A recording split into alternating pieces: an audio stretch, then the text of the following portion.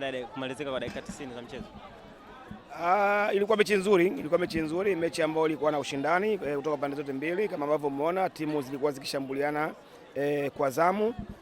Kipindi cha kwanza niseme hatukuwa bora sana kuliko wapinzani wetu, walifanikiwa, walikuja leo na shinikizo kuhakikisha kwamba sisi hatupati nafasi ya kuweza kuanzisha mpira ambavyo tulikuwa tukianzisha. Kwa hiyo kwa muda mrefu tulilazimika kupiga mpira mirefu ambayo haikuwa style yetu ya kucheza.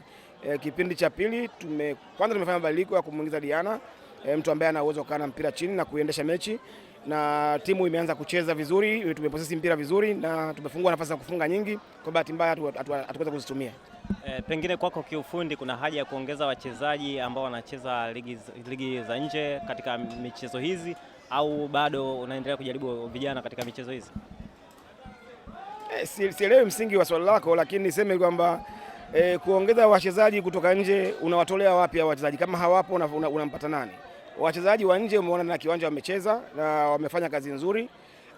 Kikubwa ni kwamba tunapata matokeo mazuri na tunajaribu kuongelea kiufundi mechi ilikuwaje. Mechi ilikuwa nzuri, tumemiliki mpira, tumefungua nafasi, tumedefend vizuri leo tofauti na mechi ya kwanza, na kwa bahati mbaya tukupata goli na mechi imekuwa sare.